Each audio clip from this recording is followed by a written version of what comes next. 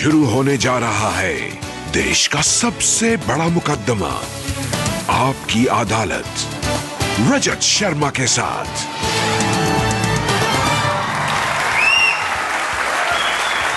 नमस्कार, आपकी अदालत में आपका स्वागत है। आपकी अदालत में आज पेश करेंगे एक ऐसी नेता को जिनका संबंध राम मंदिर के आंदोलन से रहा और जिनका संबंध गंगा की सफाई से है।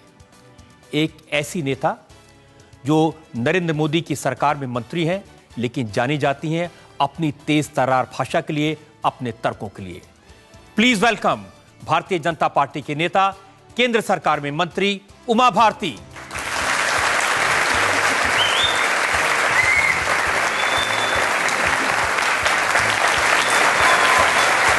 और ये तालियों का सिलसिला बजते रहना चाहिए। आपकी अदालत में आज उमा भारती के इस विशेष प्रोग्राम के लिए हमने जज के तौर पर आमंत्रित किया है जाने माने पत्रकार प्रदीप सिंह को। प्रदीप सिंह,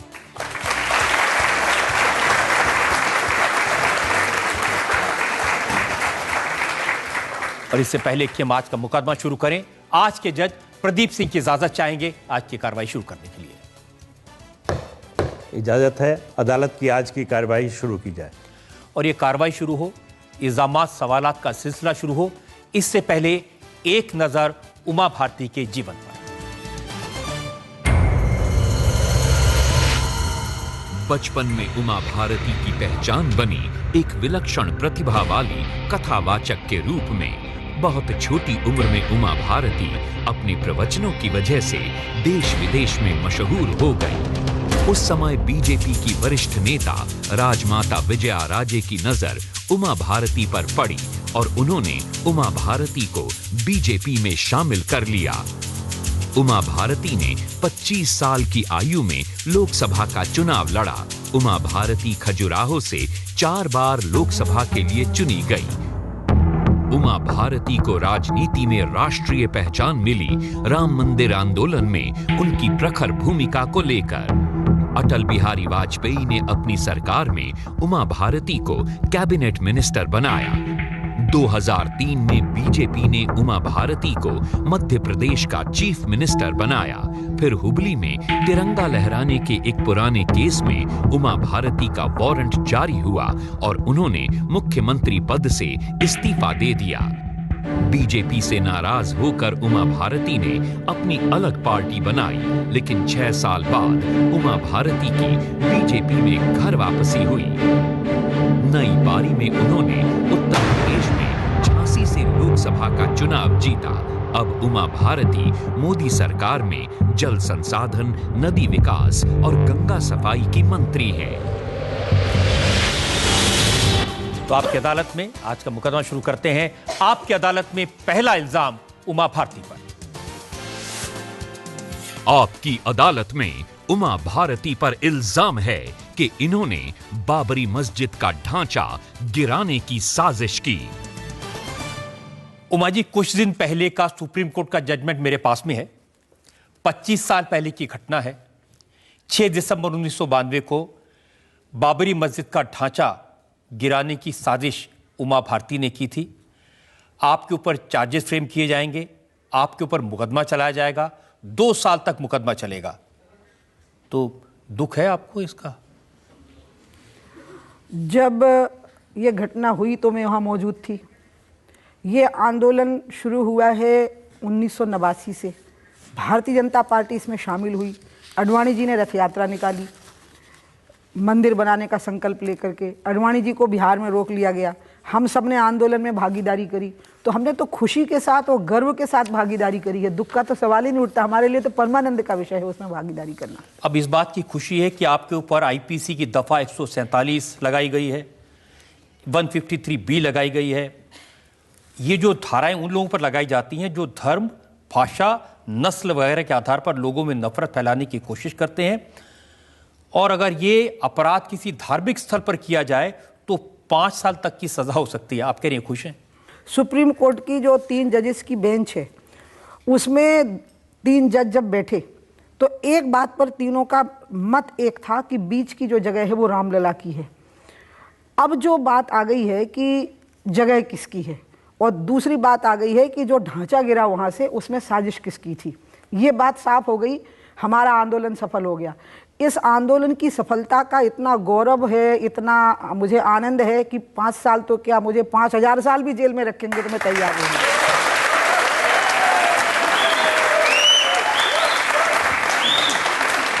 तो आप सीबीआई की इस बात से सहमत हैं? क्योंकि सीबीआई ने सुप्रीम कोर्ट से कहा कि हमारे पास इस बात की गवाह हैं, इस बात के सबूत हैं कि उमा भारती ने, एल.के. आडवाणी ने, मुरली मनोहर जोशी ने एक रात पहले एक मीटिंग की थी जिसमें एक साजिश रची गई थी कि कल ये ढांचा गिरा दिया जाएगा। मेरा एक पक्ष साफ है, रामलला जी, हमने आपको कहा था कि हम आपका काम करेंगे, हमने कर दिया। और जनता के सामने हमारा पक्ष साफ है कि मंदिर के अलावा वहां और कुछ बन ही नहीं सकता, हमने वो स्थिति ला दी। उमा जी, मेरे पास में 4 अक्टूबर 1993 की ये जो चार्जशीट फाइल की थी उसकी कॉपी है। इसमें लिखा है कि उमा भारती ने 6 दिसंबर 1992 को अयोध्या में राम जन्मभूमि पर नारे लगाए, कहा एक धक्का और दो, बाबरी मस्जिद तोड़ दो। आपने कार सेवकों से इस विवादित ढांचे को गिराने के लिए कहा। आपने कहा मस्जिद गिराओ, मंदिर बनाओ, बाबर की औलादों को पाकिस्तान भगाओ।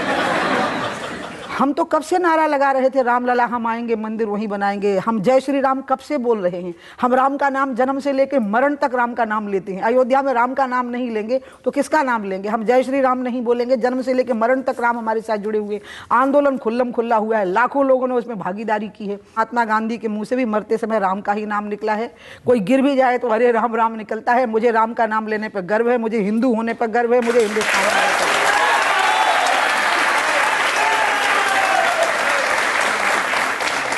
उमा जी, चार्जशीट में कहा गया कि 5 दिसंबर 1992 को आपने कार सेवकों से कहा कि कार सेवा का मतलब भजन कीर्तन नहीं है, कार सेवा का मतलब मंदिर के निर्माण का आरंभ है। एक एक ईंट को प्रसाद के तौर पर घर लेकर जाओ। और फिर आपने कहा कि बाबर बोले जय श्री राम, मक्का बोले जय श्री राम। कुछ बातें कोर्ट की प्रॉपर्टी है, वकीलों को जवाब देना। आपसे अच्छा वकील कौन हो सकता है भगवान राम का? मैं जनता की अदालत में, आपकी अदालत में वकालत कर सकती हूँ। कोर्ट में तो जिनको डिग्री मिली है वही लोग कर पाएंगे। मैं एक बात कह सकती हूँ कि ये तो सच्चाई है। स्वामी विवेकानंद कहते थे कि राष्ट्र का जो गौरव है वो इसमें नहीं है कि हम भक्ति में अपना पौरुष और अपना शौर्य खो दें। वो कहते थे कि भक्ति में जब जहाँ राष्ट्र का आत्मसम्मान जुड़ा हुआ हो वहाँ पर तो पौरुष का और शौर्य का प्रदर्शन करना ही पड़ेगा। गर्व से कहो हम हिंदू हैं, ये बात सबसे पहले हमको विवेकानंद जी ने ही सिखाई। इसलिए हम तो गर्व के साथ राम का नाम लेंगे, हम तो इसमें गौरव दिखाएंगे ही अपना। और ये सही है कि भजन करने का मतलब खाली माला जपना नहीं है, कई बार भाला भी उठाना पड़ता है इसके लिए। उस दिन तो सीबीआई का कहना है, आपने कहा राम नाम सत्य है, बाबरी मस्जिद ध्वस्त है। ये लगे होंगे वहां पर, किसने लगाए हैं ये बातें अदालत में आनी है। लेकिन मैं एक बात आपको ये कहना चाहती हूँ कि पूरा देश राममय हो गया था साहब। पूरे देश की जनता सड़कों पे आ गई थी। और आप इस देश में डेमोक्रेटिक सिस्टम है ना, मैं माननीय अदालत को आग्रह करूंगी, डेमोक्रेटिक सिस्टम में जनता की मुहर आखिरी मानी जाती है। 2 सीटें थी बीजेपी की 1984 में, 2 से 86 हुई। और आज मोदी क्लियर मेजोरिटी से बैठे हुए हैं कुर्सी के ऊपर। ये सब राम के नाम की बदौलत है।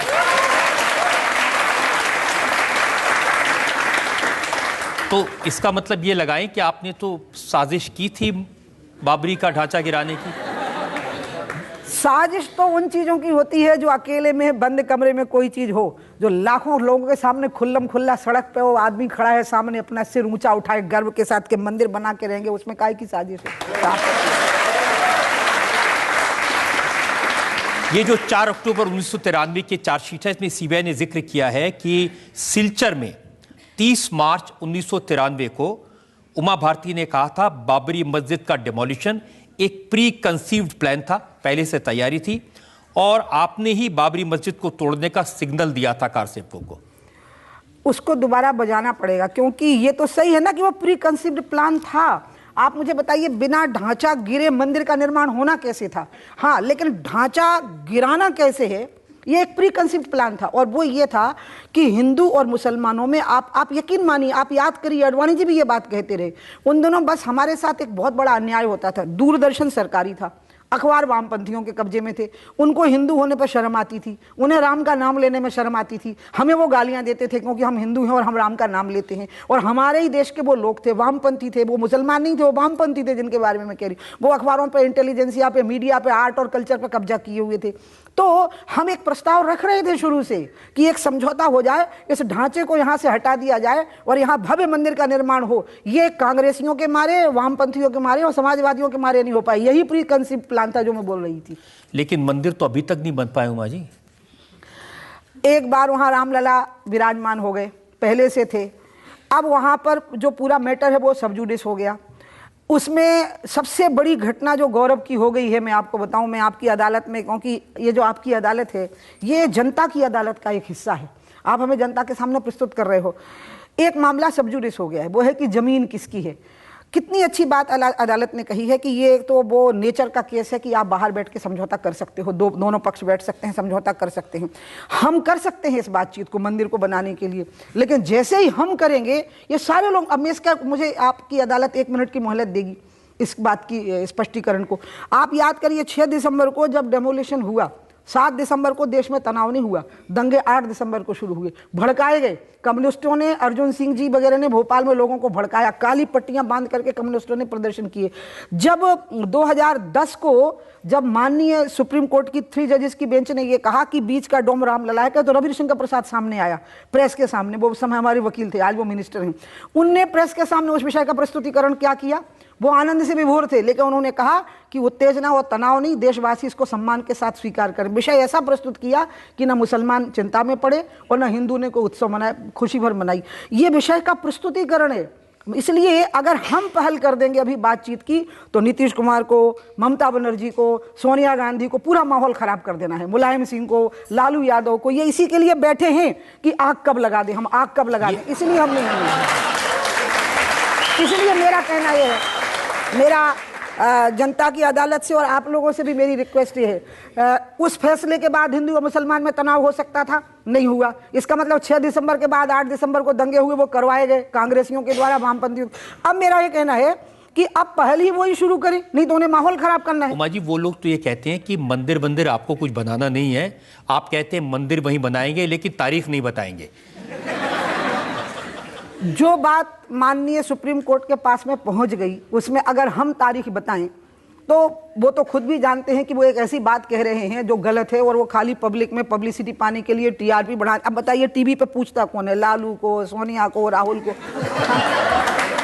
इनके ऊपर खाली सोशल मीडिया में जोक हो रहे हैं इनके ऊपर, टीवी पर तो इनकी कोई टीआरपी है नहीं, ये टीआरपी के लिए बातें बोल रहे हैं। अच्छा, मैं कहती हूं कि चलो हम नहीं बना पा रहे, तुम जाओ कार सेवा करने के लिए, सोनिया गांधी नेतृत्व करे, लालू जाए, मुलायम सिंह जी जाए, सब लोग जाएं। नहीं, ये मामला बातचीत से ही सुलझ सकता है। देखिए, आप ये मत समझिएगा कि लेकिन बातचीत कोई कर रहा है। सुप्रीम कोर्ट ने कहा कि बातचीत से सुलझा लो, तो बातचीत तो करिए। माननीय सुप्रीम कोर्ट ने ये बात सामने लाई, मुस्लिम समाज के लोग बहुत बड़ी संख्या में मुझे भी आकर के मिले हैं। आज आप देख रहे हैं देश का बहुत अच्छा माहौल मोदी जी ने। हमको एक बात समझ में आ गई है कि जिसके नाम से डराया जाता है ना, वही है जो सुरक्षा का आश्वासन देता है और समाज में फियरलेसनेस क्रिएट करता है।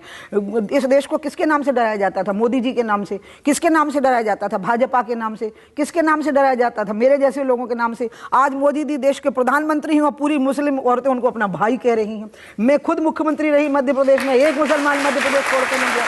तो इसलिए हम बातचीत का माहौल बना सकते हैं, लेकिन ये बनाने नहीं देंगे, ये माहौल खराब कर देंगे। इसलिए मेरा हाथ जोड़ के आपकी अदालत से निवेदन है कि जो माहौल कराने वाले खलनायक हैं वही नायक बन जाएं, अगुवाई कर ले, हम उनके पीछे पीछे चलेंगे। उमा जी, केंद्र में आपकी सरकार है, उत्तर प्रदेश में आपकी सरकार है, एक जगह मोदी जी हैं, एक जगह योगी जी हैं, उमा भारती हैं, तो मंदिर तो बनवाइए। अब मामला डिस्प्यूट ऑफ लैंड का रह गया। आंदोलन इसके लिए था कि वहाँ पर राम पैदा हुए कि नहीं, वो जगह राम जन्मभूमि है कि नहीं, हमको सबूत मांगे जाते थे। हमें कहा जाता था, अब बताइए, उस समय कोई हॉस्पिटल तो था नहीं त्रेतायुग में कि हम कोई रजिस्टर ला के दिखाएं कि हाँ राम जी पैदा हुए थे। हमारा इतना अपमान किया, इतनी बेइज्जती की, एचआरडी मिनिस्ट्री से फंड लिए गए और सफदर हाशमी के ग्रुप ने एक प्ले किया अयोध्या में कि सीता जी तो रामचंद्र जी की बहन थी। ये भी कहा कि अयोध्या तो अफगानिस्तान में थी। इस देश में हिंदुओं का इतना अपमान हुआ है, इतनी बेइज्जती हुई है, हिंदुओं की संख्या ज़्यादा रही लेकिन केंचुओं की तरह ट्रीट किया गया उनको। उनका कभी सम्मान नहीं रखा गया, उनके आत्मसम्मान का ध्यान नहीं रखा गया। नेताओं ने उनको जातियों में बांट करके रखा और उसका परिणाम ये निकला कि राम का नाम, रामायण, अयोध्या सबका मजाक बना।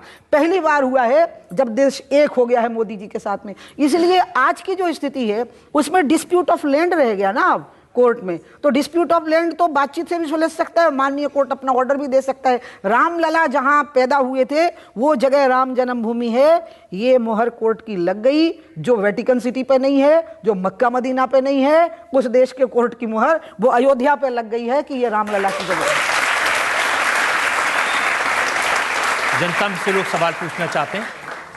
जी, मेरा नाम पूर्णिमा कोठारी है। मैं अयोध्या में जो 1990 में कार सेवा हुई थी उसमें 2 नवंबर को जो गोलियां चलवाई गई थी मुलायम सरकार के द्वारा, उसी गोली कांड में मेरे दोनों भाई शहीद हुए थे और मैं उनकी छोटी बहन हूँ। मैं आज एक बात कहना चाहती हूँ कि बहुत वर्षों से राम मंदिर का जो मुद्दा है ये चल रहा है और आप लोग ये भी जानते हैं कि 84 में एक दंगे हुए थे जिस पर अभी 2-3 साल पहले ही एक SIT बैठी है।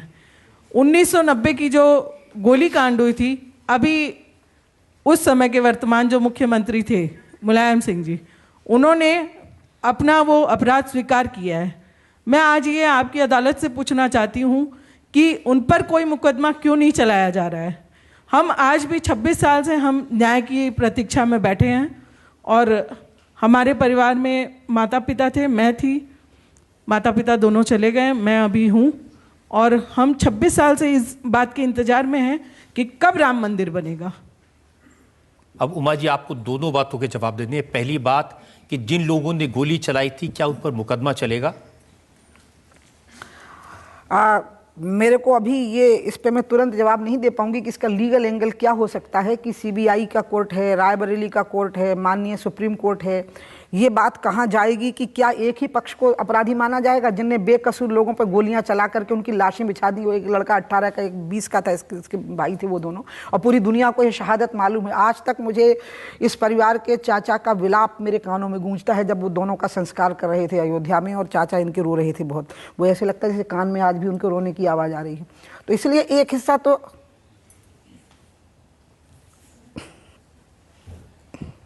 अभी बोलते नहीं बनेगा।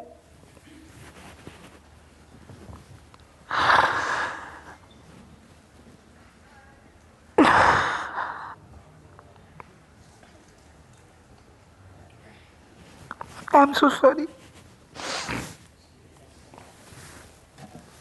ना पानी थोड़ा सा पी लीजिए।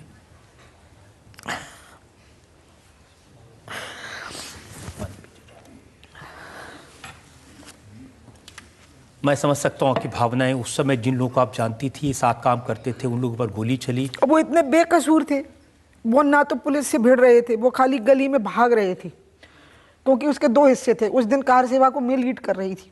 मैं जिस जत्थे में थी उसमें 9000 लोग थे। ये लोग दूसरे जत्थे में पहुंच गए, वहाँ कोई लीडरशिप नहीं थी, तो इनकी समझ में नहीं आया तो एक गली में चले गए, तो वहाँ पर गोली मार दी और मुलायम सिंह जी ने कहा भी कि हाँ मेरे ऑर्डर पर गोली मारी है। तो ये तो सच है। अच्छा, गुजरात के भी मामले में रजत जी मैं आपकी अदालत में ये बात कहूँ, हमेशा ये गिनते हैं कि वहाँ 1000 मुस्लिम तबके के लोग मारे गए। ये कोई नहीं कहता है कि वहाँ 1500 हिंदू भी मरा है, जिसमें 1000 लोग दंगों में मरे थे और 500 लोग पुलिस की गोली से मरे थे। लाशें गिननी पड़ेंगी तो फिर बिना नस्ल का भेदभाव किए बिना गिननी पड़ेंगी ना। लेकिन सांप्रदायिक तनाव पैदा करने के लिए बातें होती हैं, जो आज पूर्णिमा की बातों में भी ये बात साफ हो गई है कि उसके भाइयों की भी हत्या करने वाले लोग आज तक अपराधी नहीं माने गए। और जो खुलेआम कहे कि हमने गोली चलाई, आपने मुझसे कहा कि मैंने सिलचर में कहा कि एक प्री कंसीव्ड प्लान था तो मैं दोषी हो गई। एक आदमी खुलेआम कह रहा है कि हाँ मैंने गोलियां चलाई थी क्योंकि उसको एक तबके का वोट लेना था, ये बात कह करके उसको आज तक अपराधी नहीं माना। देश में 2 तरह के न्याय नहीं चलेंगे, एक ही समान न्याय होना, आज के एग्जिस्टिंग लोग को भी कम से कम एक समान होना। तो क्या आप प्रधानमंत्री से, उत्तर प्रदेश के मुख्यमंत्री योगी आदित्यनाथ से कहेंगी कि इस मामले की जांच की जाए, जो दोषी हैं उन पर केस चलाया जाए? अब एकदम एक ऐसी नई बात आ गई है आपकी अदालत में और अचानक उद्भूत हुई है, पूर्णिमा यहाँ मौजूद है, तो इस बात को मैं पूर्णिमा को ही कहूँगी कि वो जाएं और वहाँ पर योगी आदित्यनाथ जी के पास में जाकर के बात करें कि एक पूरी साइट क्यों छोड़ दी गई है, कि जो बेकसूर लोग मारे गए वहां पर गोली से, जो पुलिस से बिल्कुल भिड़ंत नहीं कर रहे थे, खड़े थे चुपचाप, ये वो अपराधी क्यों छोड़ दिए गए? सिर्फ इस खुशी में क्योंकि हमने मान लिया कि हमें सेकुलर रहना है, और तो सेकुलर रहना है तो हमें सबके लिए एक समान होना ना, फिर हमें लाशों में भी सेकुलर रहना है क्या? ये हिंदू की लाश है, इसको इग्नोर कर दो, ऐसे सेकुलरिज्म इस देश में चलेगा? ये तो पाखंड है सेकुलरिज्म के नाम पर। ये कहाँ से सेकुलरिज्म हो गया फिर? ये तो शूडो सेकुलरिज्म है। उमा जी, इन पूर्णिमा जी का दुख, आपका दुख सब समझ सकते हैं, जनता समझ सकती है। मुझे तो अंदाज ही नहीं था ना कि मुझे रोना आ जाएगा। I am so sorry. नहीं, इसमें सॉरी की बात नहीं है, तो आप मन की भावनाएं सामने आ गई और लोगों के सामने, जनता के सामने दुख है, हम इस बात को समझ सकते हैं। मैं एक ब्रेक के लिए रुक जाता हूं, थोड़ा हमें वक्त मिल जाएगा आपको संयत होने का, फिर मुकदमा जारी रहेगा। आपकी अदालत में इल्जामात और सवालात का दौर, एक ब्रेक के बाद। पूर्णिमा जी ने यह भी पूछा था दूसरा सवाल कि मंदिर कब बनेगा। मैं तो अगर आप मुझसे पूछें तो मैं तो कहूंगी आज शाम को भव्य राम मंदिर का निर्माण हो जाए, आज हो जाए शाम को, मैं तो ये चाहूंगी। मैं तो आज मुझे कहें कि राम मंदिर बनना है, आप अयोध्या चलिए, मैंने तिरंगे के लिए कुर्सी छोड़ी थी, मैं राम मंदिर के लिए अपना शीश तश्तरी में रख दूंगी कि आप मंदिर बनाएं। Welcome back. आपकी अदालत में आज हमारी मेहमान है उमा भारती। आपकी अदालत में मुकदमा आगे बढ़ाते हैं। अगला इल्जाम उमा भारती पर। आपकी अदालत में उमा भारती पर आरोप है कि इन्होंने राजनीति के लिए राम मंदिर का इस्तेमाल किया। उमा जी, आज के अखबारों में, कल के अखबारों में 2 दिन से एक ही चर्चा हो रही है कि जो राम मंदिर का फैसला सुप्रीम कोर्ट ने किया है, इससे राजनीति में उमा भारती का फायदा होगा, इससे राजनीति में बीजेपी का फायदा होगा, लेकिन इस आंदोलन को चलाने वाले सबसे बड़े लालकृष्ण आडवाणी जी का बड़ा नुकसान हो गया। जब आडवाणी जी रथ यात्रा लेकर निकले थे तो वो ये सारी बातों को सोच के ही निकले होंगे। आडवाणी जी बहुत बड़े जिगर वाले आदमी हैं, और बीजेपी को उनने जनसंघ के समय से तब खड़ा किया जब दिल्ली के राजनीति में, चुनाव में, एक वार्ड का चुनाव जीत जाने पर भी अटल जी और आडवाणी जी मिठाई खाते थे और सब जगह हार जाते थे, एक वार्ड जीत जाते थे। इसलिए ये तो उस जमाने के लोग हैं, ये तो स्टील के बने हुए लोग हैं, ये विचलित होने वाले नहीं हैं, इनको कोई फर्क पड़ने वाला नहीं है। अब रही बात इसमें हमने राजनीति की या हमने इसमें कोई राजनीतिक लाभ उठाया, आज मैं आपकी अदालत में एक बात कहूँगी, अगर ये सच है कि बाबर आया और मीर बकी नाम का जो उसका सेनापति था वो अयोध्या से निकला, और उसने जब देखा कि ये हिंदुओं की आस्था का ये केंद्र है, ये राम जन्मभूमि है, उनके भगवान की जन्मभूमि है, तो उसको उसने तोड़ा और तोड़ करके एक ढांचा बना दिया जिसको उसने कहा कि मस्जिद है, और तभी से वो कंट्रोवर्शियल हो गया, क्योंकि अकबर ने वहाँ नमाज पढ़ने पर रोक लगाई, फिर वाजिद अली शाह ने भी उस पर नमाज पढ़ने पर रोक लगाई, विवाद पूरा अंग्रेजों ने खड़ा करवाया है। तो मुझे आज तक एक बात मेरे मन में रहती है जो मैं अदालत के सामने रखूंगी कि वो अयोध्या में तो बहुत ज़मीन पड़ी थी, भारत में उसमें आबादी कम थी, ज़मीन ज़्यादा थी, वो कहीं और भी बना सकते थे, वहीं क्यों बनाई? क्योंकि उनको हमारी बेइज्जती करनी थी, हमारा अपमान करना था। तो हमने एक्चुअली ये मंदिर मस्जिद का झगड़ा नहीं है, ये इसका झगड़ा है कि राष्ट्र का अपमान करने के लिए उन्होंने वो जगह बनाई, तो हमने तय किया कि राष्ट्र का सम्मान बहाल करने के लिए हम उसको हटाएंगे वहाँ से, इतनी सी बात थी। अब अगर आप कह दो कि हम उस पर राजनीति कर रहे हैं तो हम तो जरूर राष्ट्रवाद की राजनीति करेंगे, ठोक के करेंगे, खोल के करेंगे, कोई चीज़ नहीं छुपाएंगे। लेकिन उमा जी, अखबारों में ये लिखा जा रहा है कि लालकृष्ण आडवाणी जी राष्ट्रपति पद के उम्मीदवार थे, दावा करना चाहते थे, अब वो रास्ता बंद हो गया, अब वो किसी संवैधानिक पद पर नहीं रह सकेंगे। आप मुझे बताइए, आज मोदी जी इस देश के ही मसीहा नहीं हैं, पूरी दुनिया के मसीहा हो गए हैं, पूरी दुनिया उनका मान सम्मान रखती है। किसको लगेगा कि आडवाणी जी को संकट खड़ा करना है? किसको लगेगा कि जोशी जी को, जो ऐसी बातें फैला रहे हैं वो दिमागी तौर पर बीमार लोग हैं, उनका इलाज करवाना पड़ेगा।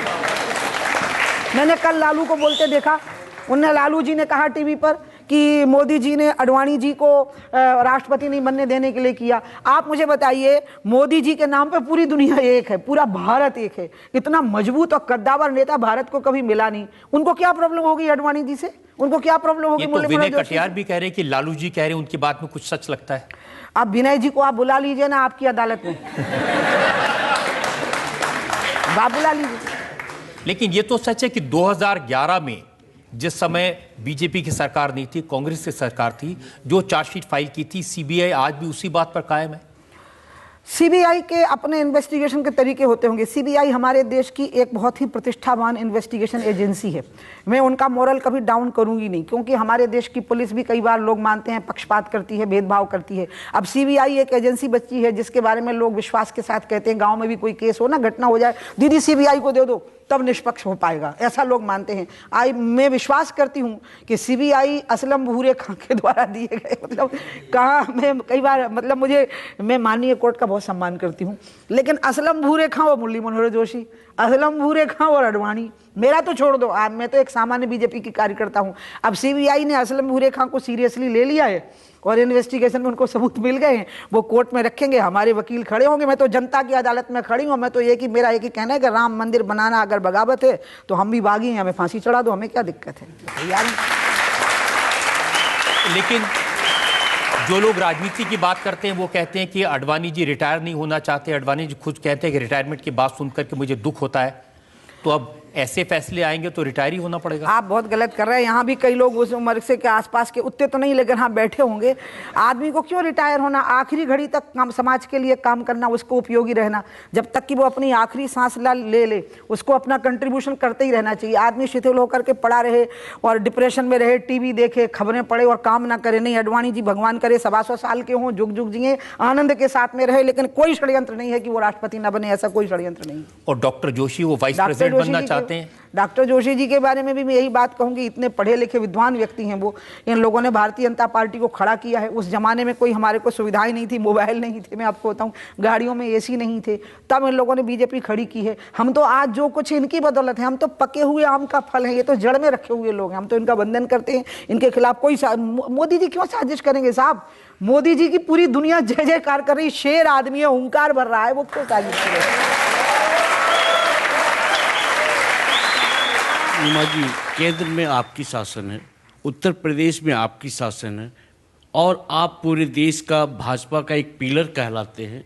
जैसे आडवाणी जी हुए, आप हुए, और आप लोगों पर ये फाइल अभी खुल रही है, जबकि राम मंदिर बनना चाहिए था, और राम मंदिर बन करके आप लोग कोई किस में कैसे उलझाया जा रहा है? उनकी जो वेदना है ये मुझे बहुत लोगों ने कही, लेकिन मैं आपको बताऊं कि हम बिल्कुल नहीं उलझने वाले हैं। सारी उलझनों को काट करके हुंकार भरते हुए आपको दिखाई देंगे। आप लोग कहते हैं कि आपको अडवाणी जी ने भेजा था, जाकर कहो कि इसको गिरा दे ढांचे को। नहीं, मेरे साथ में वहाँ की एडिशनल एसपी अंजू गुप्ता गई थी, और अडवाणी जी ने मेरे को कहा कि उमा, क्या तुम ऊपर जो बैठे हुए लोग हैं, ऊपर जो पहुंच गए लोग हैं, क्या तुम इनसे बात कर सकती हो? अब मुझे ये कहना नहीं चाहिए कि वहाँ बहुत नेता थे, लेकिन कोई हिम्मत नहीं कर रहा था, तो हिम्मत वाली मैं निकली। और मतलब अब आपको लगेगा ना मैं अपनी बड़ाई कर रही हूँ, अदालत को ऐसा लगेगा। नहीं, सब जानते हैं आप बहुत हिम्मत वाली। नहीं, फिर भी बता रही। तो अब मेरी पोल खुल गई ना, मैं रोने लगी यहीं पर। तो मैं गाड़ी में बैठा करके अंजू गुप्ता मुझे ले गई, और मेरे साथ में पार्टी के 2 नेता भी बिठाए गए। मैं उनके नाम नहीं लूंगी क्योंकि उनमें से एक अब है नहीं। तो हम गए, अडवाणी ने उन दोनों को कहा कि तुम बैठना, उमा का ध्यान रखना, उमा सबको नीचे उतारेगी। मैं पीछे गई तो पूर्णिमा की माँ वहाँ खड़ी थी, और उनके साथ 5-10 हज़ार नौजवान पीछे खड़े थे। पूर्णिमा की माँ अब नहीं रही, इसी सदमे में मर गई वो कि उसके दोनों बेटे मर गए। इसके पिताजी भी उसी सदमे में मर गए, माँ भी मर गई इसी सदमे में। तो माँ ने जैसे ही मुझे देखा तो माँ ने मुझे कहा कि तुम यहाँ नहीं आ सकती, ये मेरे बेटों को खा गया है ये स्ट्रक्चर, ये गिरा के अपनी आंखों के सामने से तब यहाँ से जाऊंगी, मैं यहीं खड़ी हूँ, निकलो यहाँ से। तो पूरी भीड़ ने मुझे वापस खदेड़ दिया, और मैं पीछे मुड़ के देखी तो अंजू गुप्ता की गाड़ी गायब, बीजेपी के दोनों नेता गायब, और मेरे को वो पूरी भीड़ जय श्री राम के नारे लगाते हुए वापस मंच पे भेज गई। आपको वो नजारा आज भी याद है 25 साल पहले का? हाँ, वो इसलिए क्योंकि मुझसे बार बार पूछा जाता है, इसलिए याद है। उस समय तो मैंने सवाल छोड़ दिया था क्योंकि आपकी आंख में आंसू थे। पूर्णिमा जी ने यह भी पूछा था दूसरा सवाल कि मंदिर कब बनेगा। मैं तो अगर आप मुझसे पूछें तो मैं तो कहूंगी आज शाम को भव्य राम मंदिर का निर्माण हो जाए, आज हो जाए शाम को, मैं तो ये चाहूंगी। मैं तो आज मुझे कहें कि राम मंदिर बनना है, आप अयोध्या चलिए, मैंने तिरंगे के लिए कुर्सी छोड़ी थी, मैं राम मंदिर के लिए अपना शीश तश्तरी में रख दूंगी कि आप मंदिर बनाइए। मैं ये पूछना चाहता हूं कि कब तक प्रभु उस तिरपाल में रहेंगे, कब तक? देश की जनता की ये जो भावना है, ये आपकी अदालत के माध्यम से माननीय सुप्रीम कोर्ट तक भी पहुंचेगी जरूर, क्योंकि इस मामले में ऑलरेडी डॉक्टर स्वामी कोर्ट में जा चुके हैं कि जल्दी फैसला सुना दीजिए। तो इसलिए मेरी इच्छा है कि ये सवाल आप दिखाएंगे और आपकी अदालत की क्रेडिबिलिटी इतनी ज़्यादा है कि माननीय जजेस भी देखते होंगे, वकील भी देखते होंगे, जो फैसले लेते हैं, जिरह करते हैं, वो भी लेते होंगे। मैं अपना बता सकती हूँ कि अगर मुझको पूछा जाएगा कि जो मैंने पहले भी कहा, आप यकीन मानिए, गऊ के लिए, गंगा के लिए, तिरंगा के लिए, राम के लिए मुझसे पूछा जाएगा कि तुम्हारी जान की कीमत पे हो जाएगा, तो मैं अभी तुरंत अभी दे दूंगी यहीं पर कि ले लो, लेकिन बना दो। मेरी तो इतनी ज़्यादा उत्सुकता है। अब रही बात जो आपने कही, जिसमें स्टेक होल्डर्स हैं, माननीय कोर्ट का डिसीजन है, किसी की याचिकाएं हैं, असलम भूरे खां ही जोशी जी और अडवाणी को जिस प्रकार से अपराधी साबित करवा दिया है। अब ये सारे मसले हैं, देश का संविधान है, देश का कानून है, देश की मर्यादाएं हैं, उन मर्यादाओं का हम राम का नाम लेते हैं ना रजत जी, तो राम मर्यादा पुरुषोत्तम थे ना। उमा जी, बीजेपी, उमा भारती, अडवाणी जी सब लोग कहते रहे ये कानून का विषय नहीं है, ये आस्था का प्रश्न है। वो हो गया ना, वो कानून ने कर दिया जो वही अच्छा रहा, आपने बात कह दी मुझे, और आपके माध्यम से ये बात देश को मैं समझा सकूंगी शायद। वो काम हो चुका है जिसके लिए आंदोलन था। असल में आंदोलन पूरा हो गया है सितंबर 2010 में, क्योंकि उस दिन तो बहुत बड़ी घटना हो गई है जब तीनों जजेस की बेंच ने, सुप्रीम कोर्ट के तीनों जजेस की बेंच ने यह कह दिया कि जहां रामलला बैठे हैं वो जगह रामलला की है। ये तो कभी हुआ ही नहीं, इसी के लिए तो हम लड़ रहे थे 400 साल से। वो हो गया है। वो जो भाई कह रहा है वो एक्चुअली स्ट्रक्चर की बात कह रहा है। राम मंदिर वो था, इसमें शंका नहीं बची है। अब यह कि दोबारा राम मंदिर का स्ट्रक्चर कैसे खड़ा हो, तो उसकी फॉर्मेलिटीज हैं। हम माननीय सुप्रीम कोर्ट का जब आदेश मिल जाएगा वहां काम हो जाएगा या बातचीत से सुलझ जाएगा। असली काम तो हो गया ना कि वो राम मंदिर है, वो जहां रामलला बैठे, वो हमारा को हो गया, आंदोलन पूरा हो गया हमारा। आने वाले लोकसभा चुनाव से थोड़ा पहले होगा ताकि वोट मिल जाए। आप स्मरण करिए, बहुत अच्छा रहा आपने सवाल किया, मैं आपको बहुत धन्यवाद देती हूँ। इस विधानसभा चुनाव से पहले, उत्तर प्रदेश के विधानसभा के चुनाव के पहले, राहुल गांधी ने पूरे समय और अखिलेश यादव ने मजाक बनाया कि जे राम का नाम नहीं ले रहे। मीडिया वालों ने भी कहा कि जे और बातें कर रहे लेकिन राम का नाम नहीं ले रहे। यानी इस चुनाव में हमने राम राम नहीं करी है, इनने आखिरी घड़ी में राम राम करी है, राहुल गांधी ने, अखिलेश यादव ने। इसलिए ये कहना कि हम सिर्फ चुनाव के लिए राम का नाम का उपयोग करते हैं, इसी चुनाव से अभी प्रमाणित हो गया कि उत्तराखंड के चुनाव में, उत्तर प्रदेश के चुनाव में हमारा मुद्दा क्या था? भ्रष्टाचार और अपराध। उत्तराखंड में हमारा मुद्दा क्या था? डेवलपमेंट। हमें राहुल और अखिलेश क्या पूछ रहे थे? बोलो राम के मंदिर का क्या हुआ? और अंत में जनता ने बता दिया कि वो अपराध और भ्रष्टाचार से मुक्ति चाहते हैं, राम मंदिर भी चाहते हैं और राम राज्य भी चाहते हैं। इसलिए उन्होंने हमें बहुमत दे दिया। आज योगी वहाँ बैठे हैं, राम राज्य आएगा, लोग, ये लड़कियां अमन चैन से घूम सकेंगी वहाँ पर। ये बहुत बड़ी घटना है कि लड़कियां अमन चैन से घूमेंगी। ये हल्की फुल्की बात नहीं है जो योगी जी ने करी है। लड़की डरे, देश की 50% आबादी डर के मारे रजत जी घर में बैठी रहे, इससे ज्यादा डूब मरने वाली बात और क्या हो सकती है? वो खुल करके घूमे सड़कों पर, यही गर्व और शान की बात है जो मोदी जी और योगी जी प्रदान करें। आपने योगी आदित्यनाथ का जिक्र किया है, उनके राज के बारे में जनता के मन में बहुत सारी शंकाएं हैं, बहुत सारे सवाल हैं, इन पर आपसे सवाल पूछेंगे एक ब्रेक के बाद। मैंने तो ये कहा कि जैसे योगी जी के मुख्यमंत्री बनने की मुझे खबर लगी तो लगा कि वामपंथियों के गाल पे एक झापड़ा पड़ा है। मैंने तो ये बोला। देखिए, ये मेरे पास में ये अखबार की कॉपी है। ना, मैं कॉपियों के जवाब नहीं देने वाला। आप मेरा स्टेटमेंट दिखाइए। Welcome back. आपकी अदालत में आज हमारी मेहमान है केंद्रीय मंत्री उमा भारती। आपकी अदालत में अगला इल्जाम। आपकी अदालत में उमा भारती पर इल्जाम है कि इनके नाम से मुसलमानों को डर लगता है। उमा जी, सुप्रीम कोर्ट का फैसला आते ही आपने कह दिया कि मैं रामलला के मंदिर में दर्शन करने जाऊंगी, मैं हनुमानगढ़ी जाऊंगी। एक डर का माहौल पैदा हो गया उत्तर प्रदेश में। उमा भारती आ गई, फिर से उन्माद होगा, फिर से आंदोलन होगा। मुसलमानों को हमसे डर लगने की ज़रूरत नहीं है, ये बात मोदी जी के 3 साल के शासन ने बता दी। हमारे गुजरात के 20-25 साल के शासन ने बता दी। मध्य प्रदेश में मेरी बनाई हुई सरकार आज तक चल रही है। मुसलमान एक भी नहीं कह रहा है कि मैं डर के मारे यहाँ से भाग खड़ा होऊंगा।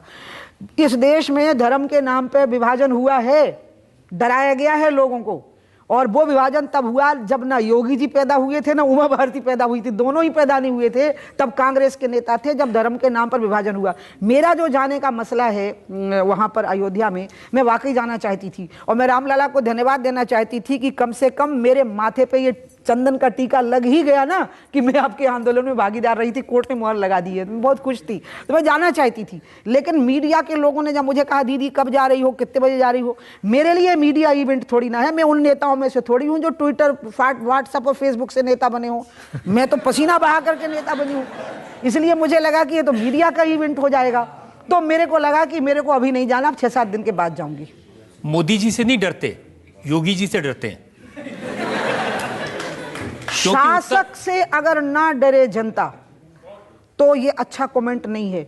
देखिए उत्तर प्रदेश की हालत ये हो गई थी, अपराधी खुलेआम लड़कियों के साथ छेड़खानी करते थे, खुलेआम व्यापारियों से लूट करते थे, खुलेआम लोगों के मकानों पे, जमीनों पे कब्जे करते थे, खुलेआम गाड़ियां चुरा लेते थे, खुलेआम मर्डर करते थे। अगर उनके मन में योगी ने दहशत पैदा की है तो इससे बड़ा पुण्य का कोई काम हो ही नहीं सकता है। देखिए, अपराधियों में दहशत पैदा हो उससे कोई डर नहीं है। जिस दिन योगी जी मुख्यमंत्री बने थे, मैंने एक इंटरव्यू में आपका कमेंट पढ़ा, आपने कहा कि जैसे ही मुझे पता चला योगी आदित्यनाथ मुख्यमंत्री होंगे, मुझे लगा कि अब तो रामलला का मंदिर बन ही जाएगा। नहीं, आपको कुछ मिक्स हो गई है बात। रामलला का मंदिर बनवाने की जिम्मेवारी उत्तर प्रदेश की सरकार की बिल्कुल नहीं है, माननीय सुप्रीम कोर्ट के पास आ गई है जिम्मेवारी। उनको आउट ऑफ कोर्ट और इनसाइड द कोर्ट का सेटलमेंट है। नहीं, मैंने तो ये कहा कि जैसे योगी जी के मुख्यमंत्री बनने की मुझे खबर लगी तो लगा कि वामपंथियों के गाल पे एक झापड़ा पड़ा है, मैंने तो ये बोला। देखिए, ये मेरे पास में ये अखबार की कॉपी है। ना, मैं कॉपियों के जवाब नहीं देने वाली। आप मेरा स्टेटमेंट दिखाइए, वीडियो दिखाइए। आप मैं नहीं, रजत जी एक मौका दीजिए मुझे बात करने दीजिए। देखिए, योगी जी कान में कुंडल पहनते हैं, सिर मुड़वाते हैं, साधु हैं, इसलिए ये पूरा बनाया गया है। क्योंकि लोग ये मानते हैं कि नेताओं की एक डिजाइन तय है कि उनको कैसा होना, उनको कैसा दिखना। अब उसकी सक्षमता देखो ना, वो एक कुशल प्रशासक हैं। सन्यासी होना निजी जिंदगी है। कोई तय करता है हम शादी करेंगे, कोई तय करता है कि हम सन्यासी होंगे। मैंने तय किया शादी नहीं करूंगी, सन्यास लूंगी। लेकिन मैं एक अच्छी मुख्यमंत्री थी, योगी जी एक अच्छे मुख्यमंत्री हैं, इसलिए बहुत सारी चीजें पैदा हुई हैं। मेरा सेंटेंस नहीं है, क्योंकि मुझे योगी से मंदिर नहीं बनवाना, मुझे मंदिर बनवाना है। मैंने तय किया कि मुझे मंदिर बनाना है, मुझे योगी जी से नहीं बनवाना। वो राज्य चलाएं, राम राज्य लाएं। योगी जी उत्तर प्रदेश में राम राज्य लाएं और हम लोग मिलकर के माननीय कोर्ट के साथ मिलकर के राम मंदिर बनाएं। मैं ये चाहती हूँ। लेकिन ये तो आप मानते हैं कि उत्तर प्रदेश में योगी जी से जो मुसलमान भाई बहन हैं उनको एक डर का माहौल पैदा किया जा रहा है।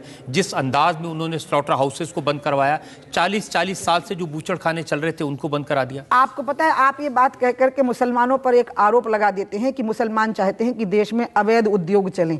नहीं, मुसलमान ऐसा नहीं चाहते हैं। योगी ने वो स्लॉटर हाउस बंद कराए हैं जिनके लिए एनजीटी ने ऑर्डर दिया था अखिलेश की सरकार को कि ये इलीगल चल रहे हैं, गलत जगहों पर चल रहे हैं, जहां अलाउड नहीं है वहां चल रहे हैं, इनको बंद कर दीजिए। उनने डीएम तक ऑर्डर भी किया और प्लानिंग करके डीएम को बोल भी दिया कि बंद मत करना, तो डीएम ने बंद नहीं किए। योगी ने वो स्लॉटर हाउस बंद कराए।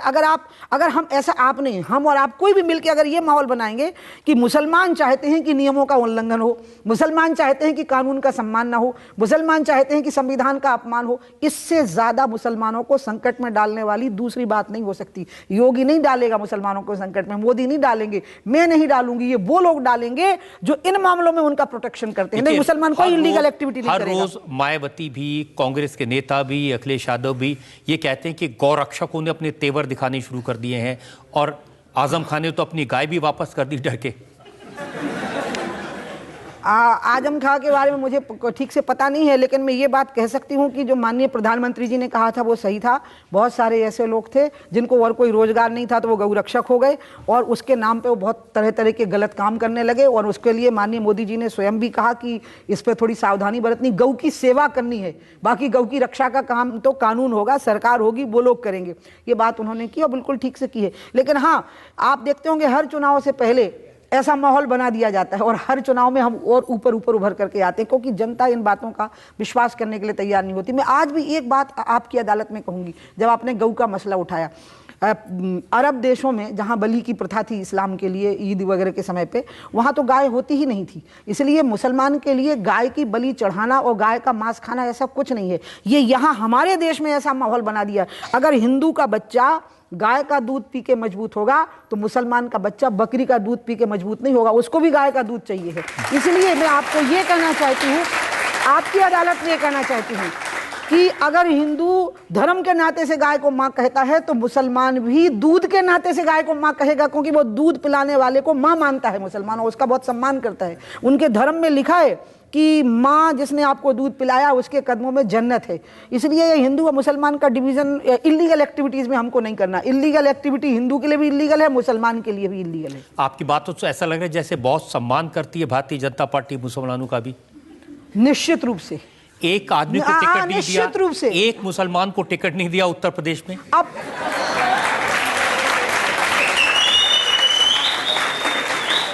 टिकट देना और सम्मान करना, इसमें अंतर है। जो लोग टिकट मांगते हैं कार्यकर्ता से, फिर उसके बारे में राय पूछते हैं, पार्टी में उसकी छवि क्या है, जनता के बीच में उसकी छवि क्या है। मेरी अपनी नज़र में हो सकता है हम आगे भी टिकट नहीं दें, क्योंकि हमारे लिए मुसलमान ऑर्नामेंटल पीस नहीं है, हमारे लिए मुसलमान डेकोरेट पीस नहीं है, हमारे लिए मुसलमान वोट नहीं है। हमारी नज़र में वो इंसान है। अगर लगेगा कि वो चुनाव जीत सकता है तो टिकट देंगे, हम खाली उसको दिखा करके वोट लेने के लिए टिकट नहीं देंगे। दूसरी बात जो आपने कही कि लगता है आप मुसलमानों का बहुत सम्मान करते हैं। आप जानते हैं मैं हिंदू हूँ। हिंदू सांप की पूजा करता है, हिंदू शेर की पूजा करता है, हिंदू चूहे को गणेश जी के नीचे बिठाए हुए है, हिंदू चंद्रमा और सूर्य को अर्घ्य प्रदान करता है, हिंदू मरे हुए बाप दादों को भी पानी पिलाता है। तो क्या हम मुसलमानों से नफरत करेंगे? मैं एक हिंदू हूं, मैं क्या उनसे नफरत करूंगी? कभी नहीं कर सकती हूं। मेरा दिल इतना बड़ा बनाया गया, एक हिंदू होने के नाते मेरा दिल इतना बड़ा है कि मैं सारे 33 करोड़ देवी देवताओं को सारी 84 लाख योनियों में देखती हूं और उनका सम्मान। लेकिन हाँ, मैं हिंदू होने के नाते उदार होने को तैयार हूं, लेकिन हिंदुस्तानी होने के नाते निश्चित रूप से उग्र राष्ट्रवाद का रास्ता अपनाऊंगी, उसमें उदार नहीं हो सकती मैं। उमा जी, जितने मुस्लिम मौलवी हैं, स्कॉलर हैं, वो आजकल इस बात पर बार बार आपत्ति उठा रहे हैं कि 3 तलाक के मामले में भारतीय जनता पार्टी के नेता, बीजेपी की सरकारें इंटरफेयर कर रही हैं, हस्तक्षेप कर रही हैं, दखलंदाजी कर रही हैं। 3 तलाक इस्लाम धर्म का मामला नहीं है। 3 तलाक इस्लाम सोसाइटी का मामला है, समाज का है। और मैरिज एक कॉन्ट्रैक्ट है, निकाह उनके यहाँ कॉन्ट्रैक्ट है, जिसमें कि लड़की कहती है कि हाँ मुझे निकाह कबूल है, उसके बाद निकाह होता है। अचानक वो लड़का कहता है 3 तलाक देके, तो या तो ये तय हो जाए कि जितने लोगों के सामने लड़की ने कहा था कि मुझे कबूल है, उतने लोग फिर से बुलाएं, और वो लड़का कहे कि अब ये लड़की मुझे नहीं चाहिए। नहीं, वो अकेले में फ़ोन पर उसको बोल रहा है कि निकल जाओ घर से बाहर। ये स्त्रियों के हक का मामला है। हम क्यों भेद करें कि हिंदू औरत के हक के लिए हम लड़ेंगे और मुसलमान औरत के हक के लिए हम नहीं लड़ेंगे? नहीं, हम दोनों हक के लिए लड़ेंगे, हम दोनों स्त्रियों का अपमान नहीं होने देंगे, चाहे हिंदू हो चाहे मुसलमान हो। इसलिए सोसाइटी का मामला है। और ये ध्यान रखना पड़ेगा कि सोसाइटी में रिफॉर्म्स लाए जाते हैं। रिलीजन में रिफॉर्म लाना साधु संतों का काम होता है, और सोसाइटी में रिफॉर्म लाना सरकार का और सामाजिक लोगों का काम होता है। वही हो रहा है, वही प्रयास हो रहा है। चर्चा तो इस बात की है कि 3 तलाक का मुद्दा चुनाव से पहले इसलिए उठाया कि जो मुस्लिम महिलाएं हैं उनके वोट बीजेपी को मिल जाए। आप लोग क्या करते हो ना, आप आधा हिस्सा छोड़ देते हो। माननीय कोर्ट ने हमारा व्यू पूछा, तो फिर आप क्या मानोगे कि क्या कोर्ट भी चुनाव में हमारे साथ था? और अगर कोर्ट चुनाव में हमारे साथ था तो फिर अभी हमें अपराधी कैसे बना दिया? इसलिए वो एक समय है, और कोर्ट थोड़े ना चुनाव की तारीख देख करके तय करेगा कि ये बात अभी पूछना, ये बात कल पूछना। जब कोर्ट ने व्यू पूछा तब हमने अपना व्यू दिया। मैं 3 तलाक के बिल्कुल खिलाफ हूँ। उसका इस्लाम से, कुरान से, मोहम्मद साहब से, मक्का मदीना से, मस्जिद से, इबादत से कोई संबंध नहीं है। उसका संबंध सीधा सीधा स्त्री की ज़िंदगी से है, स्त्री के उस ज़िंदगी से, उसके अधिकार से, उसके आत्मसम्मान से है। इस देश में करोड़ों मुसलमान स्त्रियां हैं, उनके सम्मान की रक्षा हम करके रहेंगे, और ये परिवर्तन हम उन्हीं के द्वारा, वही शेरनियाँ खड़ी हो जाएंगी, आप देखिएगा, लड़ने के लिए, अपने हक के लिए, और हम उनका साथ देंगे, उनके साथ करेंगे। जनता जो लोग सवाल पूछना चाहते हैं, जैसे आपने कहा कि कानून ने आप पर ठप्पा लगा दिया है कि आप इसमें इन्वॉल्व थी, तो क्या आप रिज़ाइन देंगी या आपकी पार्टी आपसे रिज़ाइन लेगी? It's a beautiful question. और मैं, क्योंकि उन्होंने ये प्रश्न पूछ करके मुझे इस बात का जो तार्किक पक्ष और कानूनी पक्ष है उसको, और मेरा खुद का जो पक्ष है उसको बताने का मौका दे दिया, अपॉर्चुनिटी दे दी है। जब मैंने तिरंगे के लिए मुख्यमंत्री की कुर्सी छोड़ी थी तो सोनिया, शुरुआत हुई थी कि मैं मुख्यमंत्री थी, सोनिया गांधी प्रधानमंत्री बनने की तैयारी कर ली, अटल जी चुनाव हार गए। तो मैंने कहा कि सोनिया जी को मैं बहुत मानती हूँ, लेकिन भारत की धरती पर वही प्रधानमंत्री बनेगा जो भारत की माता की कोख से जन्म लेगा। यहाँ से पूरी शुरुआत हुई और इसके लिए मैंने कहा मैं सोनिया जी के सामने सड़क पर खड़ी हो जाऊंगी, वो शपथ नहीं ले सकती। उन्होंने शपथ नहीं ली क्योंकि पूरे देश में एक माहौल बन गया कि नहीं, विदेशी मूल का व्यक्ति भारत का प्रधानमंत्री नहीं बन सकता। अचानक मुझे कर्नाटक के कोर्ट से एक ऑर्डर आया कि आप इसमें अपराधी हैं, तो कोर्ट ने मुझे अपराधी कहा। अभी कोर्ट ने अपराधी कहा नहीं है, अभी चार्जशीट फ्रेम होनी, फिर हमारे वकीलों को चार्जेस का जवाब देना है। एक बात। दूसरी बात उन्होंने कही कि क्या मैं इस्तीफा दूंगी। मेरे लिए पद का महत्व अवश्य है, लेकिन अगर मुझे लगेगा कि मैं इस पद पर बैठ के ज़्यादा कंट्रीब्यूट कर रही हूँ तो वो करूँगी, लगेगा पद को छोड़ के ज़्यादा कंट्रीब्यूट कर रही हूँ तो वो करूँगी। पद की मेरे लिए कोई महिमा नहीं है, कंट्रीब्यूशन की महिमा है। मैं पद से चिपकने वालों में से हूँ नहीं। मुझे उस समय भी पार्टी ने बहुत मनाया था कि अरे ऐसे मामले में कोई केस, कैसे केस में कोई कुर्सी छोड़ता है, आपने खाली कर्फ्यू तोड़ा था, इतनी तो मामला है। तो मैंने कहा नहीं, मामला कर्फ्यू का नहीं था, मामला तिरंगे का था। तिरंगे की इज्जत के सामने मुख्यमंत्री की कुर्सी कुछ नहीं होती। तो मुझे कुर्सी का बिल्कुल लोभ नहीं है। ऐसे हालात आएंगे, मुझे बिल्कुल लोभ नहीं है। ऐसे हालात आएंगे कि क्या मुझे इस्तीफा देना है, मैं सोचूंगी भी नहीं, सोचूंगी बाद में, दे दूंगी पहले। आप कह रही हैं कि रामलला के लिए, राम मंदिर के लिए आपको इस्तीफा देना पड़े, केंद्र सरकार में मंत्री पद छोड़ना पड़े, तो आपको कोई परेशानी? हाँ, हमको कहाँ होता है। हमको राम मंदिर बहुत बड़ी बात है। आप राम मंदिर को हल्की बात मत समझिए ना। राम के नाम से जुड़ा है राम मंदिर, अयोध्या से जुड़ा है राम मंदिर। अयोध्या तो शान है, सरकार तो आनी जानी माया है साहब। ये तो लाखों साल से चली आ रही हमारी संस्कृति है, हमारी देश की पहचान है। और उसके लिए अगर मान लो मुझे मुख्यमंत्री, मंत्री कोई भी, मैं तो इंद्र के आसन पे बैठी होंगी तो छोड़ दूंगी। ये कुर्सियां तो बहुत छोटी हैं, छोड़ दूंगी। मैं एक और ब्रेक तक रुकेंगे और ब्रेक के बाद आपकी अदालत में उमा भारती पर आज का मुकदमा जारी रहेगा। मैंने इसी आपकी अदालत में कहा है रजत जी, आप उस रिकॉर्डिंग को सेव करिएगा कि 2018 अक्टूबर में गंगा साफ करके दिखाऊंगी, नहीं तो गंगा में कूद जाऊंगी, मैंने कहा है। Welcome back. आपकी अदालत में आज हमारी मेहमान है भारत सरकार में केंद्रीय मंत्री उमा भारती। आपकी अदालत में अगला इल्जाम। आपकी अदालत में उमा भारती पर इल्जाम है कि इन्होंने गंगा की सफाई नहीं की। उमा जी, नरेंद्र मोदी ने आपको मंत्री बनाया था इसलिए क्योंकि गंगा उनके दिल में बसती है। वो बनारस में गए थे, उन्होंने कहा था कि गंगा ने मुझे बुलाया है। 20,000 करोड़ रुपए का अलॉटमेंट भी हुआ था, लेकिन 3 साल हो गए, गंगा तो वैसी मैली है। दुनिया की 3 नदियों पे जो काम हुआ है, एक ऑस्ट्रेलिया में मरी डार्लिंग नाम की रिवर पे हुआ, एक यूरोप की राइन नदी पे हुआ और एक लंदन की थेम्स पे हुआ है। इन तीनों जगहों पे जो काम हुआ है, वहाँ ना पैसे की कमी थी ना टेक्नोलॉजी की। हमारे यहाँ पे हमें टेक्नोलॉजी में भी कई बार इंटरनेशनल एक्सपर्ट्स की ओपिनियन लेनी पड़ती है और पैसे की भी दिक्कत होती है, लेकिन मोदी जी ने गंगा में पैसे की दिक्कत नहीं होने दी।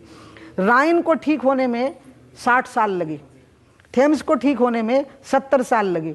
अभी हमारा काम 3 साल पहले हुआ। मैं फालतू में पैसे बर्बाद करूंगी नहीं। मैंने कहा है कि ये 20,000 करोड़, मैं आपको बता दूं, आपने मुझे मौका दे दिया आपकी अदालत में, ये नॉन लैप्सेबल सेंटर सेक्टर्ड फंड है। यानी मैं अभी इसका 1 पैसा ना भी खर्च करूं तो ये लैप्स नहीं होगा। मैं 6 महीने बाद खर्च करूं तो मुझे पूरा मिल जाएगा। और ये सेंटर सेक्टर है, मुझे राज्य सरकारों से कुछ नहीं चाहिए। मैं स्कीम ऐसी बना रही हूं कि 20,000 करोड़ का परिणाम ये होना चाहिए कि 2000 साल तक गंगा साफ रहनी चाहिए। और 7 जुलाई को हमने उसकी लॉन्चिंग कर दी पिछले साल। और मैंने इसी आपकी अदालत में कहा है रजत जी, आप उस रिकॉर्डिंग को सेव करिएगा कि 2018 अक्टूबर में गंगा साफ करके दिखाऊंगी, नहीं तो गंगा में कूद जाऊंगी, मैंने कहा है।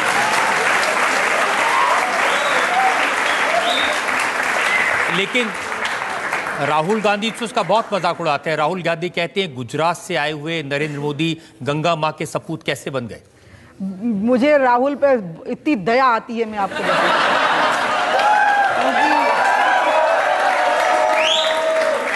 वो क्या है कि वो बेचारे एक बहुत बड़े नेताओं के खानदान में पैदा हो गए।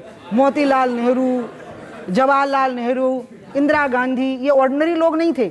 तो लोग अपेक्षा करते हैं कि ये भी वैसे ही होंगे, और ये वैसे हैं नहीं बेचारे, इनको समझ ही कम है। उनको यही नहीं पता है कि गुजरात के लोग नहीं, पूरा संसार गंगा को माँ कहता है, पूरा संसार। मोदी तो है ही गंगा के पुत्र, जैसे भीष्म पितामह जैसे हैं मोदी। और भीष्म पितामह तो गंगा के पुत्र ही माने जाते थे ना। जब मैं मंत्री बनी रजत जी गंगा की, तो पहले हफ्ते में ही पहला व्यक्ति मुझे मिला, ब्रिटिश हाई कमिश्नर। वो मुझे मिलने आए। आप आश्चर्य करोगे, मैं बदतमीज थी बोलने में। मैं कह रही थी गंगा, वो कह रहे थे मदर गंगा।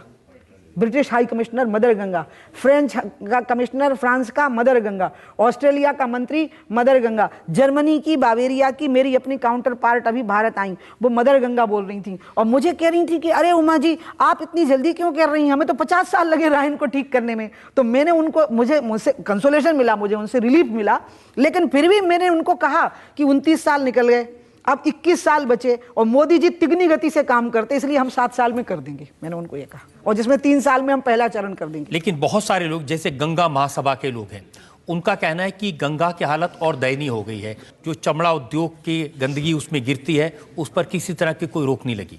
हमको उसके 2 कारण हैं। गंगा महासभा ने बिल्कुल ठीक कहा है।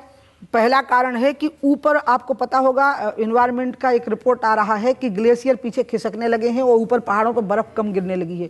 उसके कारण जो गंगा की ट्रिब्यूटरीज रिवर्स हैं उनमें पानी कम आ रहा है, तो फाउंटेन हेड से ही गंगा, यमुना, रामगंगा, काली, सरयू, गोमती, इनका पानी ऊपर कम हो गया है। अब जो पानी आगे इनमें आता है वो चंबल वगैरह जब इसमें आकर के मिलती हैं तब आता है, तो ऊपर लगभग उत्तराखंड से लेकर के और जब तक कि चंबल नहीं आ जाती है इलाहाबाद में तब तक गंगा सूखी हुई है। यमुना का भी बहुत बुरा हाल है तब तक कि चंबल यमुना में नहीं आ जाती, और चंबल लेकर के यमुना जब तक गंगा में नहीं मिल जाती, तो उनका ये कहना सही है। दूसरी बात जो कानपुर की है, मैं आज आपकी अदालत में, मैं कभी भी, मुझे मोदी जी ने हम सब मंत्रियों को एक हिदायत दी है कि राज्यों को साथ लेकर के चलना है, लेकिन राज्यों को किसी ने हिदायत नहीं दे पाई, वो किसी की नहीं मानते थे, वो निरंकुश थे। ममता बनर्जी ने हमको और अखिलेश यादव ने यूपी में हमको गंगा पे बिल्कुल साथ नहीं दिया। अब हमारी सरकार है, अब योगी जी को मैंने कहा, योगी जी ने कहा दीदी चमड़ा उद्योग के सफाई के लिए मैं पूरे टाइम अखिलेश को कहती रही कि आप हमें एनओसी दे दो, उनने हमको एनओसी नहीं दी, मैं आपको रिकॉर्ड दिखाऊंगी। अब योगी जी ने कहा सफाई की जरूरत नहीं है, हम चमड़ा उद्योग को वहाँ से शिफ्ट ही कर रहे हैं, तो उन्होंने तो पूरी सफाई कर दी उसकी, वो वहाँ से शिफ्ट ही हो जाएगा। चलिए, बहुत राहत मिलेगी उत्तर प्रदेश के लोगों को ये बात सुन करके। योगी जी एक्शन तो बहुत तेजी से कर रहे हैं। अरे वो योगी का मतलब क्या होता है? योगी का मतलब पता है क्या समझते हैं? मैं जब पार्लियामेंट में मेंबर होके आई तो मैं गेरुए कपड़े पहने थी, तो लोगों को लगा कि ये भजन मंडली आ गई है कोई। लेकिन जब मैंने इकोनॉमिक्स पे बोला, एग्रीकल्चर पे बोला, अब योगी के वस्त्र देख रहे हो आप, तो आप मान के चल रहे कि उसको हिमालय की गुफा में रहना चाहिए, योगी को ऐसा मानते हैं। हम भी हिमालय की गुफा में नहीं, हम उस परंपरा में सन्यासी हुए हैं। आज मैं स्पष्ट करूं, आदि शंकर की जो परंपरा थी जिससे आगे फिर सभी योगी जन आगे आए हैं, वो ये है कि हमने अपने आप को अपनी संस्कृति और धर्म की रक्षा के लिए, जैसे बॉर्डर पर लड़ रहा सिपाही हरे रंग की वर्दी पहने हैं, हम धर्म की रक्षा के लिए केसरिया रंग की वर्दी पहने हुए हैं। लेकिन योगी जी को देख करके लोगों को आश्चर्य होता है, उनको तो उम्मीद थी ये योगी जी हैं, ये धर्म की बात करेंगे, लेकिन वो तो राजनीति में, प्रशासन में दिन रात एक्शन कर रहे हैं। तो करना ही चाहिए, उनको जिम्मेवारी दी गई है, उनको मुख्यमंत्री ऐसे नहीं बनाया गया है। तो कहां से उनके अंदर ये प्रेरणा आ गई? उन्होंने पूर्वांचल में एक प्रकार से जो शिक्षण संस्थाएं चलाई हैं, एक प्रकार से पूर्वांचल के मुख्यमंत्री जैसे रहे, गरीबों की सेवा के लिए जो काम किया, उसमें कभी हिंदू मुस्लिम का भेद नहीं किया। मेरे पास आते थे वो, वहाँ के जो बच्चे मर रहे थे, वहाँ बच्चे बहुत मरे हैं कुपोषण से पूर्वांचल में, तो उसमें वो कोई हिंदू मुस्लिम का भेद थोड़ी करते थे। बहुत कुशल प्रशासक थे, दक्ष थे, 23 साल की उम्र से वो चलाने लग गए थे पूरे पूर्वांचल में अपने सारे इंस्टीट्यूशंस को। योगी होना एक बहुत पर्सनल बात है कि उनने तय किया कि मुझे सन्यासी होना है। इसके अलावा वो तो राजयोगी है, वो योगी है और साथ में राजयोगी है। और योगी, मोदी जी भी योगी ही हैं, खाली वो गेरुआ वस्त्र नहीं पहने हैं। और योग शब्द है ना, इसकी उत्पत्ति हुई है युज धातु से व्याकरण में। इसका अर्थ होता है जो भगवान के साथ में जुड़ा हुआ है। तो जो भगवान के साथ जुड़ा हुआ है ना, वही पूरी दुनिया के साथ में ठीक से जुड़ता है, राग और द्वेष से मुक्त होकर, परिवार जातिवाद सबसे मुक्त होकर के सबकी सेवा करता है। मैं तो सोचती हूँ कि योगी से अच्छा मुख्यमंत्री नहीं होगा अभी कोई हिंदुस्तान में। ये दोनों ना सोते हैं ना सोने देते हैं, ना खाते हैं ना खाने देते हैं। हाँ, 18 घंटे काम करते हैं, इनको ऊर्जा मिलती है क्योंकि इनको कोई भी तंग करने वाला नहीं है। ये हम लोगों को काम पे लगाए रहते हैं, ऊर्जा अपनी बनाए रहते हैं। सुबह 3 बजे उठते हैं, रात में जाकर के 11 बजे सोते हैं। क्योंकि ये आपको मैं एक बात बताऊं, कोई भी आदमी काम नहीं कर सकता अगर वो खुश न रहे। खुशी सबसे बड़ी डोज होती है काम करने की। अगर आदमी खुश नहीं होगा तो वो थक जाएगा। तो इसका मतलब ये निकला कि वो लोगों से मिलके खुश हैं, लोगों का काम करके खुश हैं, लोगों के आंसू पोंछ करके खुश हैं, और इसलिए वो इतना काम कर पा रहे हैं। खुशी से ऊर्जा मिलती है, खाने पीने से और सोने से ऊर्जा नहीं मिलती, खुशी से ऊर्जा मिलती है। हम एक ब्रेक के रुकेंगे और ब्रेक के बाद सुनेंगे आपकी अदालत में आज के जज प्रदीप सिंह का फैसला आज के मुकदमे पर।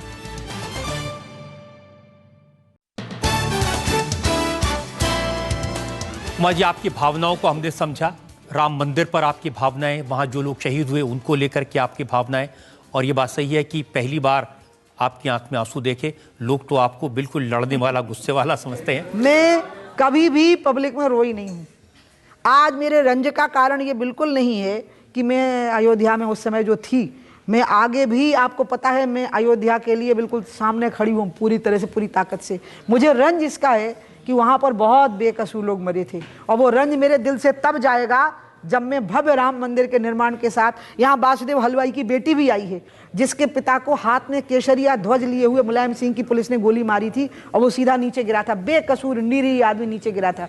इसलिए मेरी आंख में जो आंसू आए हैं वो इस रंज में आए हैं कि वहाँ बेकसूर लोग मरे थे, और जब मैं सरयू के किनारे से जल ले जा करके रामलला का स्नान करवाऊंगी तो वो रंज पूरा होगा। उस रंज में आंखों में आंसू। अब वक्त है आपकी अदालत में आज के जज प्रदीप सिंह के फैसले का। उमा भारती बहुत प्रभावशाली वक्ता हैं, विचारधारा के प्रति उनकी जो प्रतिबद्धता है वो निसंदेह है, उनका मन निष्कलुष है। यही वजह है कि उनकी राजनीति के रास्ते में संकट का सबब बनता रहा है समय समय पर।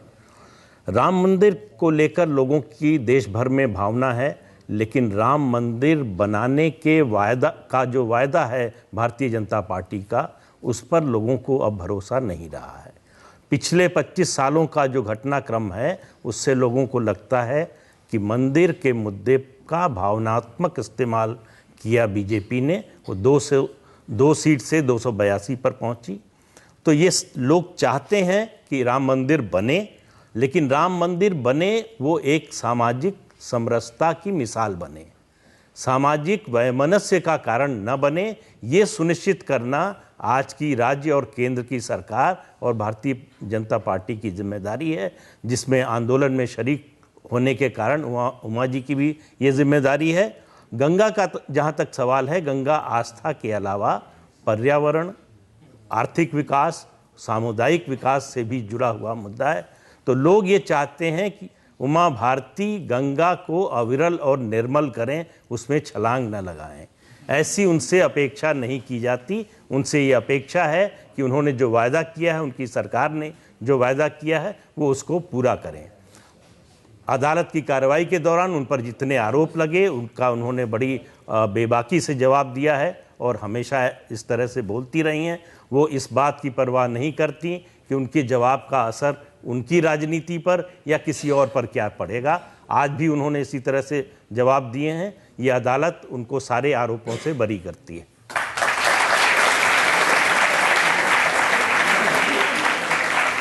उमा भारती देश की जनता के सामने सिंबल है राम मंदिर के आंदोलन का। उमा भारती सिंबल है गंगा की सफाई का। उम्मीद करनी चाहिए कि उमा भारती गंगा की सफाई का काम करेंगी, राम मंदिर के निर्माण का काम करेंगी और जनता की भावनाओं का सम्मान करेंगी। हमारी आपसे मुलाकात होगी अगले हफ्ते एक नई शख्सियत के साथ। तब तक के लिए नमस्कार।